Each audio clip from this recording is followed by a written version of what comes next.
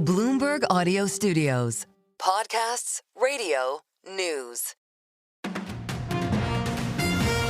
Welcome to the Bloomberg Daybreak Asia podcast. I'm Dan Schwartzman. Doug Krisner is off this week.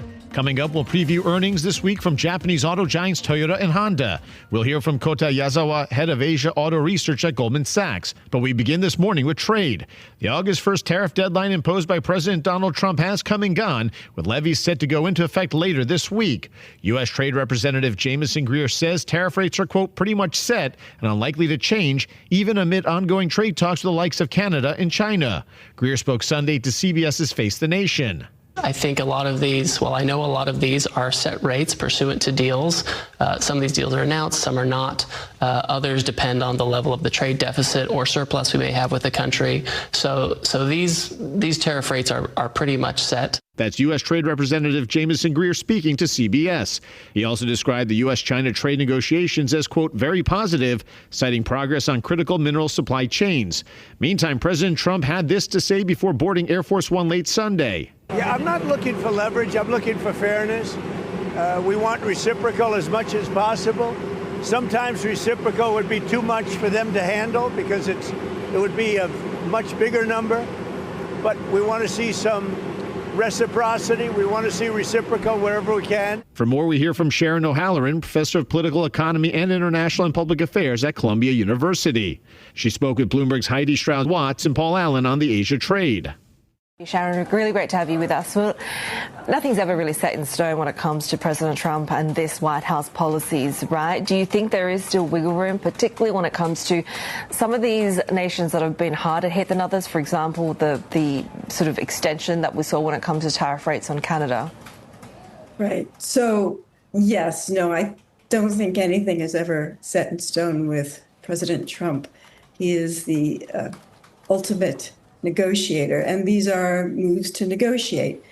They're being done under 301 executive authority, which is used in cases where there's seen unfair or discriminatory types of policies that are being imposed on the U.S. that have damage to both markets or a particular sector.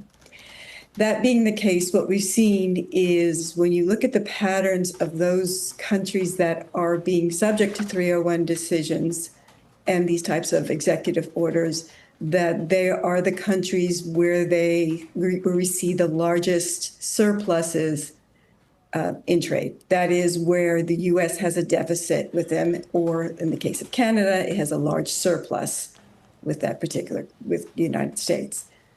We've seen this across a number of different countries, and it's not just the size of the country or the complexity of the trade relations. It seems to be just if there is a surplus. For example, Cambodia and other types of smaller countries which do have a trade surplus, but it's very small relative to the size of the U.S. economy, so it's hard to claim that's their material damage. So I think these are very much negotiating pillars. I do think that there is an attempt by the Trump administration to link these tariffs to different types of side deals. So while they may be there set in stone for now, there's still room for negotiation. It's interesting to me that when it comes to probably the toughest and obviously the most implications coming from this set of negotiations between the US and China, is this a kicking of the can down the road that they're just going to do another extension because fundamentally, there are very complex and structural issues in these talks?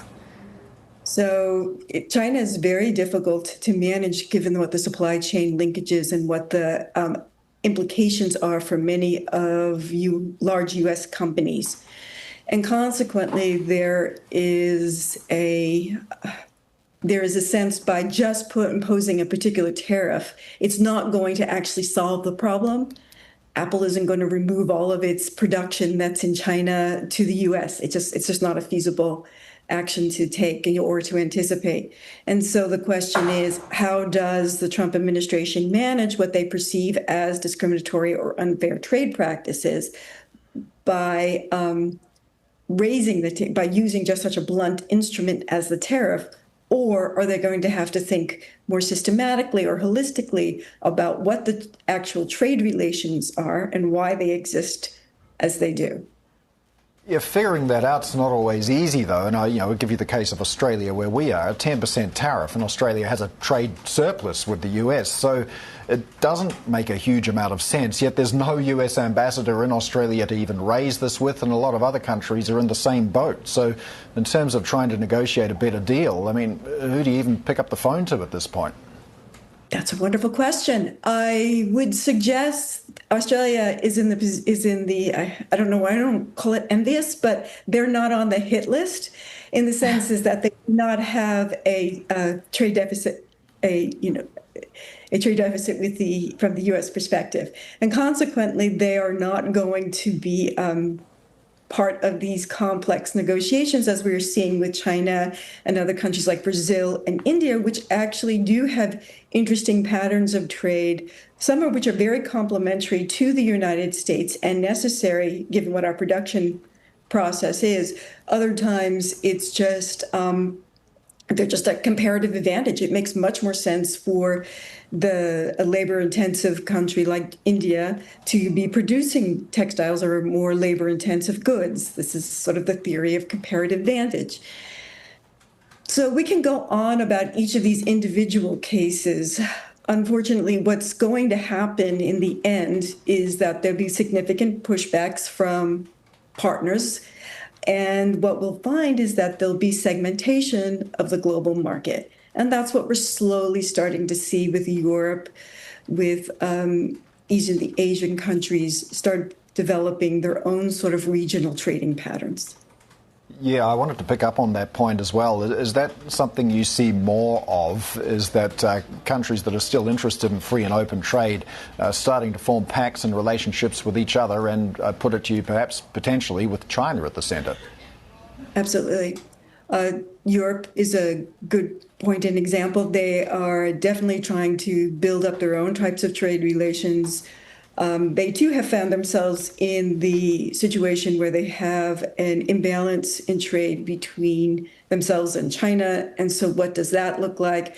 But building up different types of scale and markets within the regional trading partners is going to be a strategy that we're going to be seeing both in Europe, both in East Asia, Australia, all of those types of large trading partners. The U.S. has trading partners with Mexico, Canada. Its other large partner is the European Union, which really is its largest partner. But I think that transatlantic trade is going to come under a lot of pressure. All right, Sharyn O'Halloran, Professor of Political Economy and International and Public Affairs at Columbia University. Thanks so much for joining us.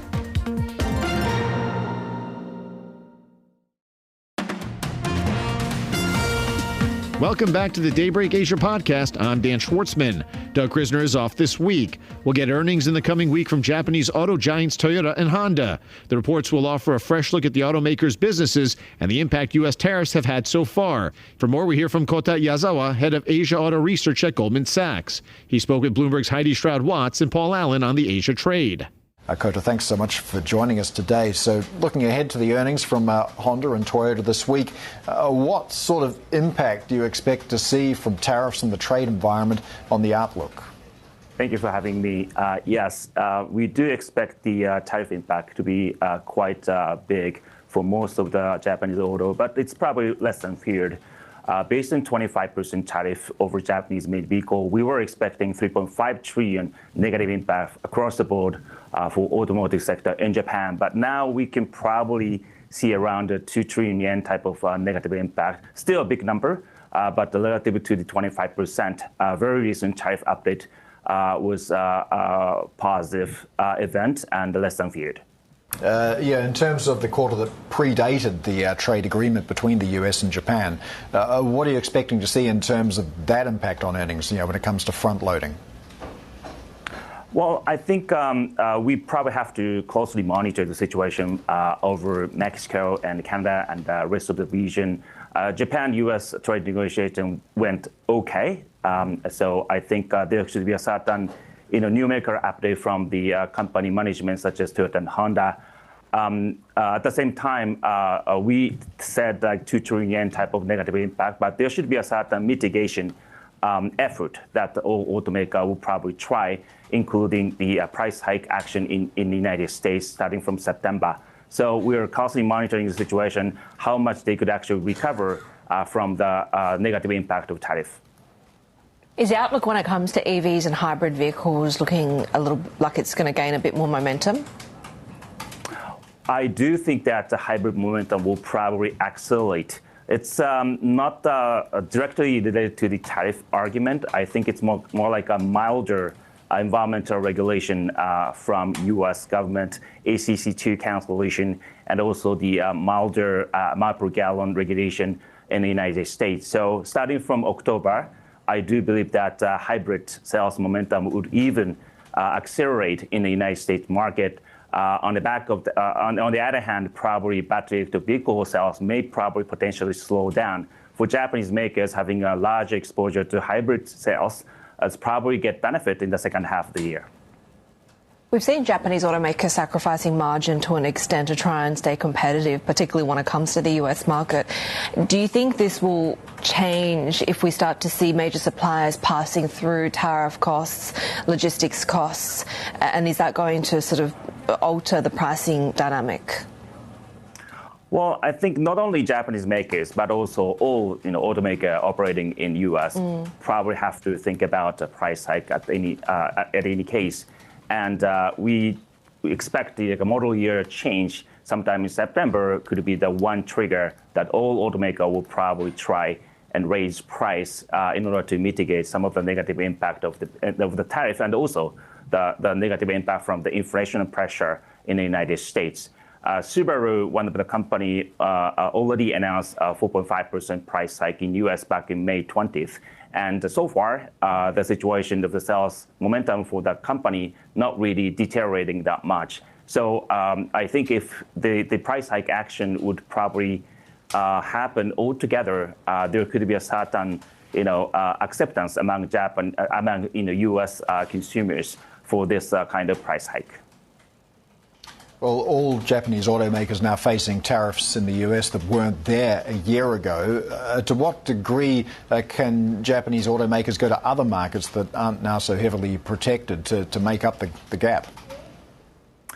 Well, we see increasing competition in the Southeast Asia, Australia, and also the Latin America. Clearly, competition is intensified based on this tariff argument. Not only Japanese makers, but also other Asian players, OEM, would probably try to gain market share in those countries in order to mitigate the negative impact of the U.S. Having said that, as I mentioned, if the incremental tariff over Japanese made vehicle is at 12.5%, that's already determined, then it is not easy, but it's manageable for almost all Japanese makers to make a certain price action while keeping market share in the U.S. So Japanese makers' U.S. situation could be okay. Then rest of the country, yes, it's a competition, but all in all, I think Japanese maker could probably maintain okay type of margin into the second half of the year. Do you expect that Japan will have much success in trying to push for lower tariffs on autos with the U.S.? I do not think so. They're not really trying to achieve a volume or market share. They're clearly focusing on profitability. And with this price hike, there could be a certain negative impact based on price elasticity. But I think none of the Japanese maker would try doing a massive promotion in order to just gain market share by sacrificing their margin. I don't really think so. And quite honestly, incremental 12.5%. Not going to make any automaker in a critically difficult situation. As I mentioned, 12.5% is something manageable for Japanese automakers. Kota, really great to have you with us. Kota Yuzawa, the head of Asia Auto Research at Goldman Sachs, joining us from Tokyo. Thanks for listening to today's episode of the Bloomberg Daybreak Asia Edition podcast. Each weekday, we look at the stories shaping markets, finance, and geopolitics in the Asia Pacific. You can find us on Apple, Spotify, the Bloomberg Podcast YouTube channel, or anywhere else you listen. Join us again tomorrow for insight on the market moves from Hong Kong to Singapore and Australia. I'm Doug Krisner, and this is Bloomberg.